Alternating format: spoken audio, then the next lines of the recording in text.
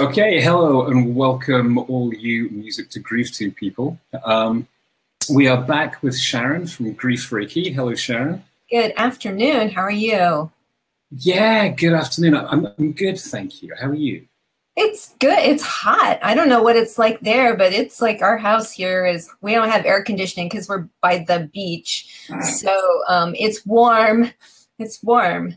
We are in the valley and I just got out the car and the car temperature registered at 98. Oh, wow. Hot. So it's going to, this summer's going to smash records because there's no climate change, is there? No, and there's no water and oh gosh, yeah, this is not going to be fun.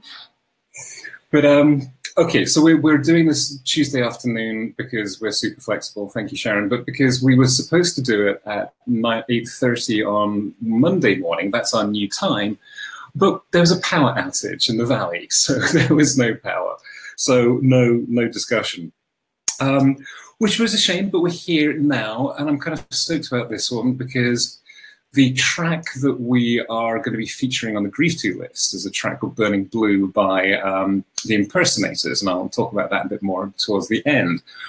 But basically, it's the guy whose relationship has failed or ended, I'm not quite sure how, and he starts to go a bit mad. And when I say a bit mad, he's basically having dinner with a mannequin head and dressing that up and treating that mannequin as though they're the embodiment, the real life person that's left. And we were just chatting before we came on that grief can send you a bit mad, can't it? I mean, what's your, have you seen this kind of thing before, Sharon? Yeah, I have. I think even personally, I've experienced it. And I think, the reason is because one, there's so much misinformation out there about the things you're supposed to do when you're grieving, including, the 5 stages of grief, which don't really exist for all grievers. And so for me, I found that I was spending so much time focusing on what stage I was in, that I was so caught up in my head and realizing that, I don't know what I'm doing. Oh my gosh, I'm not in the right stage. It's not the right time. And that I just kind of drove myself crazy, on top of the fact that you're grieving and you have this deep, profound sense of loss. So it's almost like the worlds collide all at the same time. The misinformation that's out there, the emotions that are running through you like a chaotic volcano, and then the loss of the person that you loved. It's just all hitting at the same time. So yeah, I can totally relate to that. I felt like I'm going crazy or a little bit mad when I was grieving, which is very normal, right? Very normal. Let's take 2 minutes, as we always do, to debunk the 5 stages of grief myth, because it's not a myth, it's real, but it was done from a study of people who were diagnosed with a terminal illness. Correct. So they were being told that they were going to die, and that's and those stages are pretty apparent from the data set, but it's been taken and applied to all kinds of grief.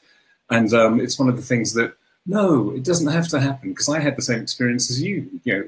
After my dad died, it was like, where's my anger? I need to be angry. There must be something wrong with me because I'm not angry. And it's not that, is it? Right. No, it's not that. And I think, Elizabeth Kubler-Ross, who came up with those 5 stages, from what I've been told, had a very difficult time, that people had sort of misrepresented what she was talking about, because it was really people facing their own mortality.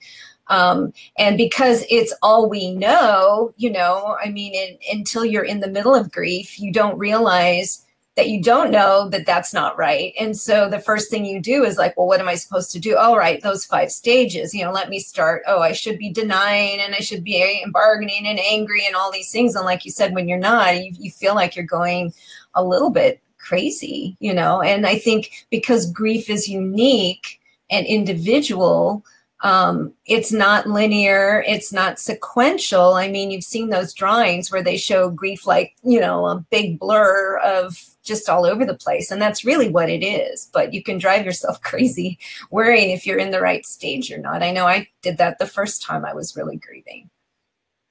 So let's dial down the madness and from the relationship thing, because there's, I mean, we've all had that experience where you have your heart broken. And, you know, when your heart's been broken and you're grieving that thing, there is a tendency to go so insanely dark, isn't there, that nothing's ever going to be right again. And it's not that anybody died or that you have been diagnosed. It's that sense of loss is so big that it can almost drive you insane. Why? Yeah, I mean, go ahead. No, go ahead. I was just saying, I mean, rather than why do you think that is, but what can people do in that? I mean, are there, again, I'm always asking you for tips and techniques, but you live in this world. I mean, but when you come across people in that stage, I mean, what are the things that you've learned? Well, I think, first of all, the most important thing is to honor how you're feeling. And we go back to the misinformation that society has given us, right? And that is, you know, don't feel bad about it. There's other fish in the sea, you know, find a replacement, you know, get over that person and just go find somebody else and you'll feel better. But in reality, you know, because grief is the emotional response to loss, if you don't deal with those emotions first, I mean, we said that with the divorce, we were talking about divorce, is you just carry that baggage with you into the next relationship. So it's really important to honor how you're feeling and really, you know, go into that self-care mode. So if you're tired, you know, making sure you rest. If you need to cry, make sure you cry. If you need to pull out all the old pictures and, you know, go through them and cry and then burn them or whatever it is, then do that. I mean, I think it's when we put that wall back up around our heart because we don't want to hurt and we try to make ourselves turn into a robot and try to get through life, that's when we have the problems.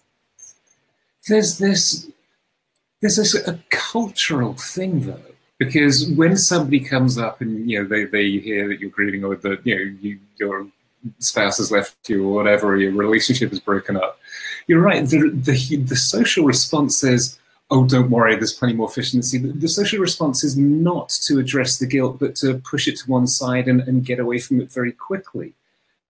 Yeah, absolutely right. Go ahead. How can we change that?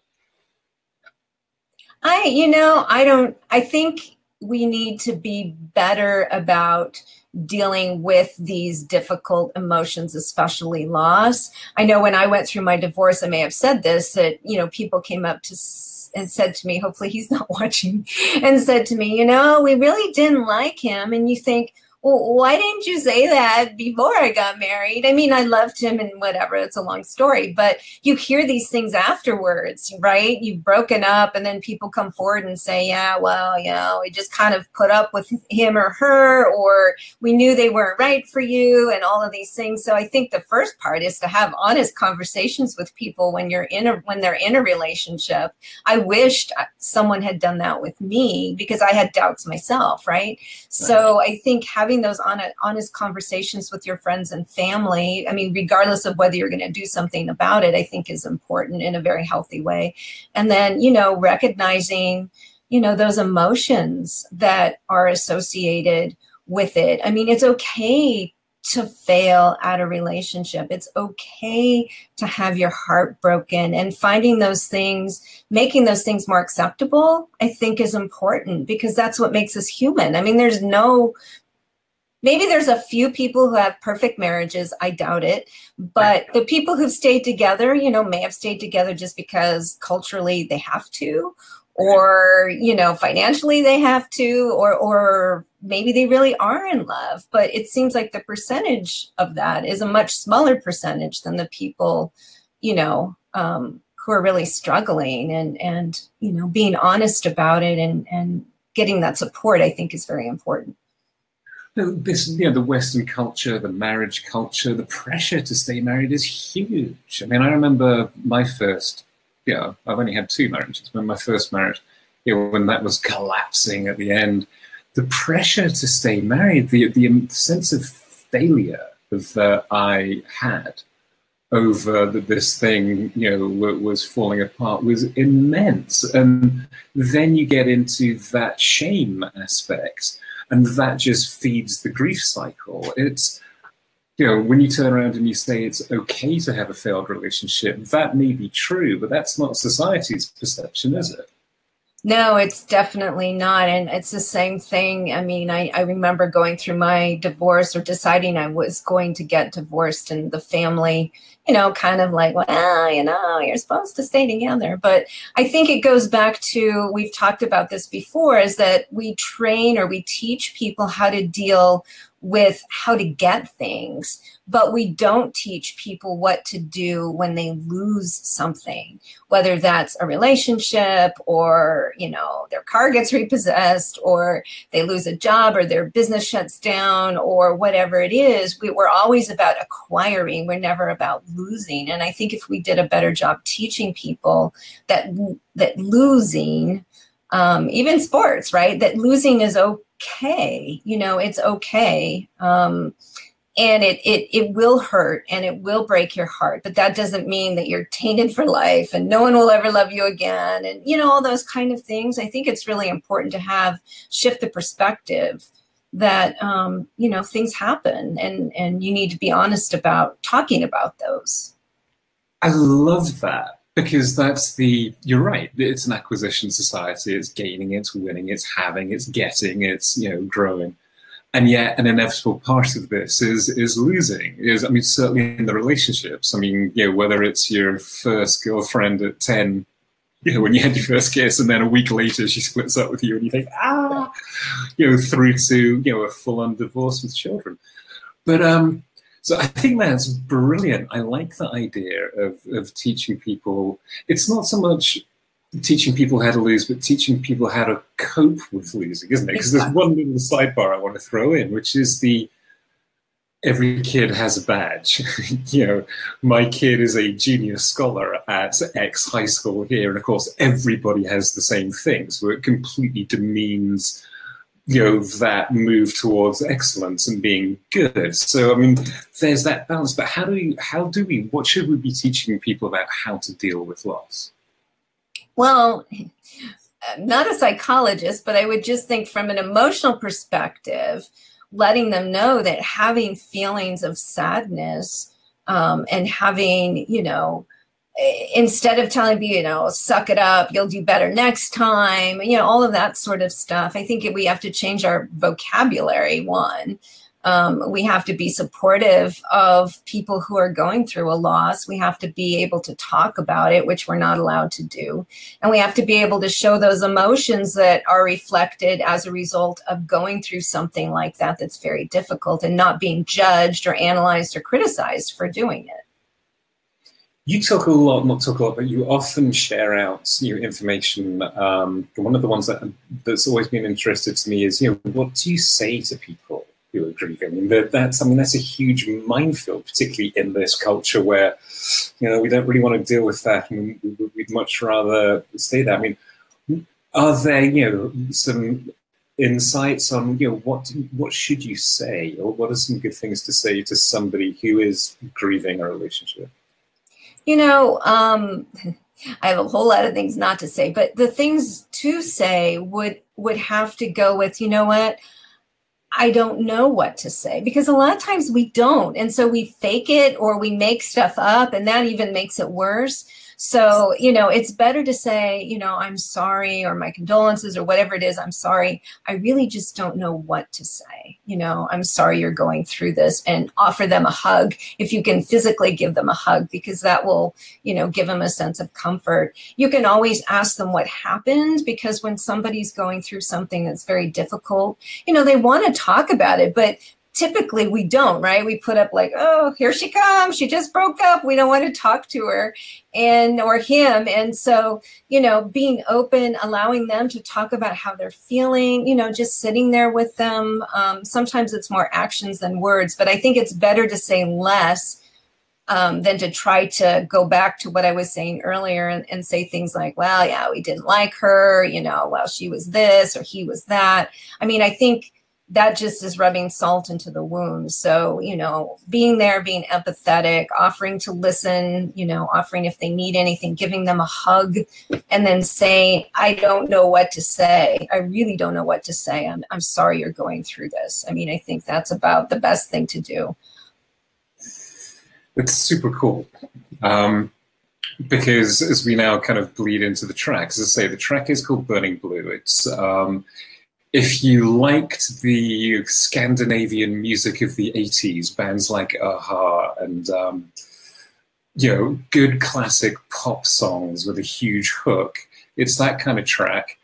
And as I say, it's like one of those tracks that grows on you and eventually the hook burrows its way into your head and you just sing, and I've had the song in my head now for several days and I'm just like, okay, it's going on the Grieve list because, you know, it's the kind of thing that gets under your skin a little bit. But as I said at the beginning, you know, the lyrics are a little dark because it's the guy in the video has lost his wife. You know, you see her, you know, walking off in the snow in her wedding gown.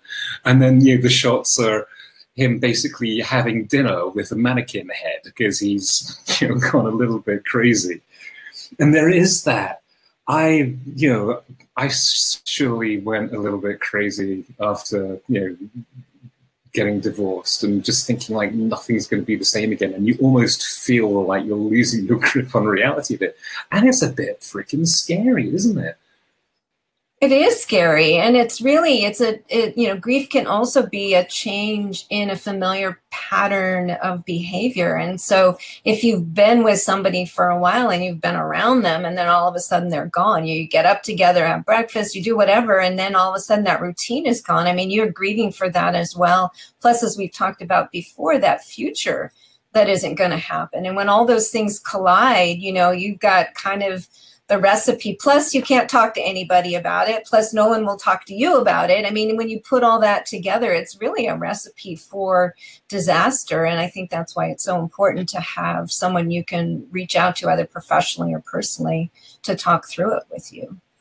I mean, that to me is a huge thing. And one of the things that comes across in the song is the isolation as well. I mean, when you're a kid, it's slightly different. But when you're an adult and you've built a life and there's the two of you, I mean, you've built the life around the two of you. That's your foundation. And when one goes, you don't have anybody at that level that you can, you know, unless you have super close family or friends, which not everybody does, then you can get isolated. And I guess that's where that's where the madness can come in. Yeah, joining a support group. I mean, you know, they have all kinds of support groups now for every topic under the sun. So knowing that you're not alone is, I think, the most important thing. And being able to talk to other people who have gone through something similar is very healing. And then being able to cry, you know, in that safe space with those people because they understand. You know, a little bit different than, say, your desk at work and trying to hold it together. So finding that place or those people that you can really grieve with is important. Well, once we get all this done up and the track write-up will be up later on this afternoon, go and check it out. Burning Blue by the Impersonators. Hopefully you don't go quite as mad as Tommy went. But if you are finding yourself talking to mannequin heads and feeding them dinners, you can Google Grief Reiki. Sharon's out there and she can talk you down off the ceiling.